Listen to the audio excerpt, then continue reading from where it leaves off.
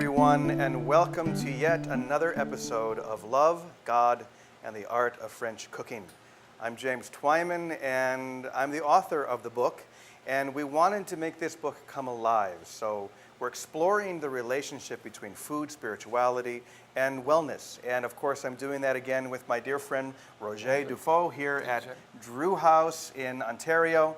Elora, Ontario, which I really recommend you come and check out, because when you're with Roger and Kathleen, who have built this beautiful, amazingly loving setting and environment, I mean, the food comes alive, and this is something that you talk so much about, and we should really talk about this more now, because you talk so much about the love that you put into the food and how important that is. That it's not just about cooking. In fact, I remember something that I wrote in the book that you said, is that if you have students who are learning how to cook, they could all have the same ingredients, they could all be following the same recipe, and yet one tastes okay, and the other one just completely explodes with taste. That's right. And it's because of the love, isn't it? Yeah, love is an energy, and it's the strongest energy in the universe. And how does that relate to when you cook? What you do. So when you cook, obviously, you love what you do, and yes, this is something very true. I didn't realize this for a long time, because well, you can have experience of your mother, grandmother. We all have those experiences where it doesn't matter. You try to do the recipe and you say, "Gee, she still does it way better than I do. What's the difference? I did exactly what she told me to do." Well, it's up there and up there. Yeah. There is a love aspect that we don't believe, but it's very real. Yeah, and something else that I'm sure we can all relate to, like my mother, I've always said makes the best lasagna in the world, and she's Irish, so I don't know if Italians could agree with this, but I always thought it was so great, and I think a lot of it was because of the way she prepared it and the love that she put into it for the family. Right. And whether another person would think it's great, it's a connection between my mother and myself. The way you are receptive to it as well. Right. So it's the love that goes in and the love that's received. That's received and that you perceive and that you give back too by appreciating what's going on. Like you kind of respect it and you love it and you have a good experience eating it. The whole thing works together. Well, today we're going to have a great experience learning how to cook a lemon tart. Okay, that's a lemon tart actually. And the recipe you can find, and if you look at my personal web, if you Google me, you will have the recipe because we give it away 3 years ago. The Toronto Star did a big article about it, and so you can find this recipe, which is the dough I'm going to show you here. And it's very simple to do. That's our family recipe, and it's the sweet dough. So I'll get it from the fridge because it has to be warm, and I'll put just a little bit of flour. You cannot do this dough and use it right away. It has to sit at least for 4 hours in the fridge in order to get a little bit firm. Otherwise, it's not going to work. And over there, I'm just going to lay this on the silicone paper again, or parchment paper. That's very important because you'll see why. You'll understand why. I'm a great fan of this kind of paper. Thank you very much. We have a loud cutting board here. Yeah. And the table is not happy. It's kind of complaining. That's okay. We'll love the table as well. Yes, that's right. But that's okay. It's a kind of musical complaint.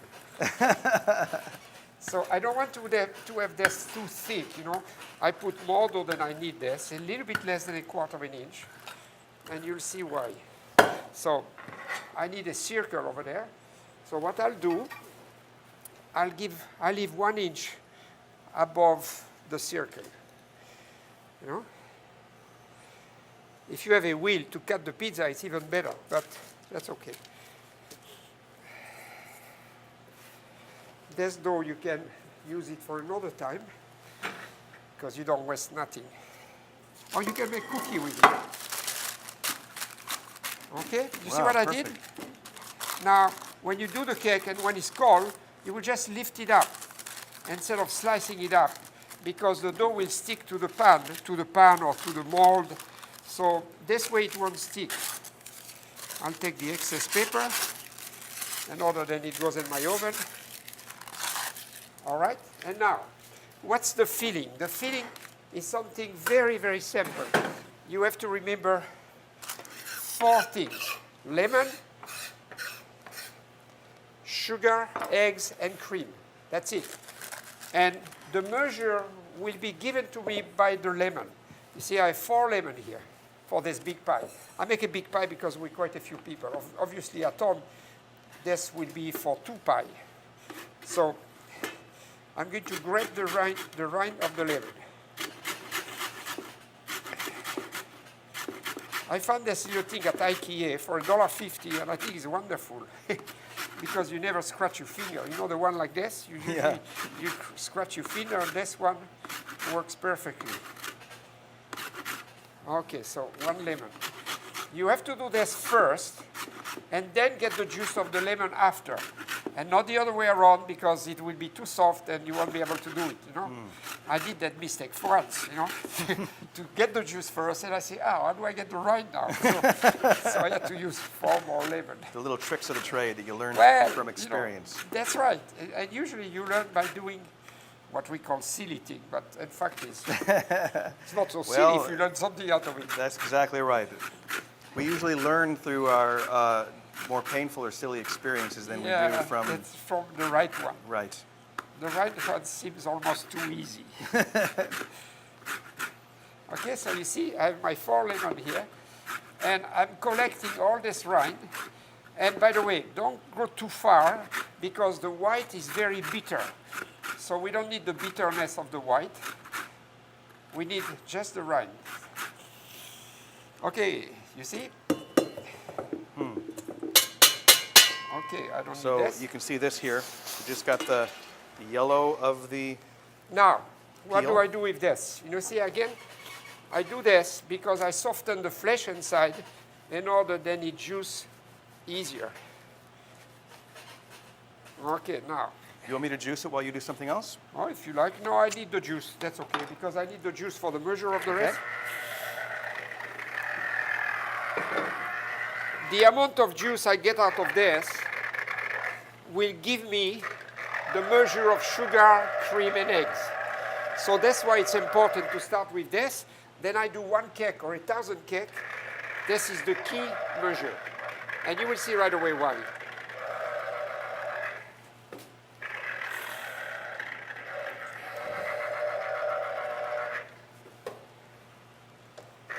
There's a garbage can, by the way, there, in case you don't know. I don't throw things away like this.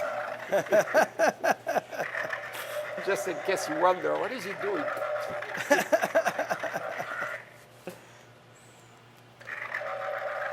All right, so this is done.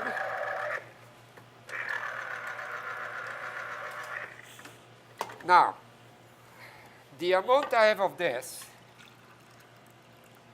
with my rind, you see, it's about almost a cup. Then I will have a cup of sugar.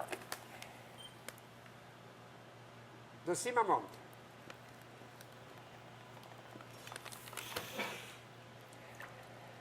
A cup of cream, 35%. Don't reinvent the wheel. No milk, or 5%. It's so simple. We're adding the same amount of each one, right? Exactly. You understand. Then the key is the first one. And the same amount of eggs. Now, if you want to do something, you blend this together. Thank you very much. I'm glad I can help. Get this and get something over there. And I show you the finished product before I put it in the oven. Magic happened. I did it before, just to show you what it is, because it will take 30 minutes, 35 minutes, depending on the oven. So when you put the eggs in, you just want to have the eggs, so it's about a cup of eggs, like before. The same amount as the Same juice. amount, okay. Okay? All right. That's it. Whip So these go up. ahead. Oops. Just. How am I doing? No, let me do it. Yeah, I'll let you do You know, it. you have to crack it a little bit, you know, like to crack it a little bit, to kind of just whisk it a little bit, you know. See what I do? I whisk it. So you see, it make a juice like, I don't know if you did quiche Lorraine. It's a bit like the same idea, you know. You do a liquid that you know, quiche Lorraine is eggs and cream, not milk, by the way.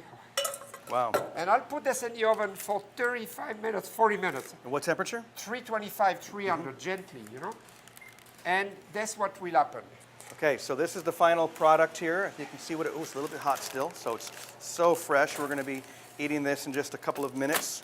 And Roger, once again, this is just, it's so simple. And That's right. so elegant. And you lift it up.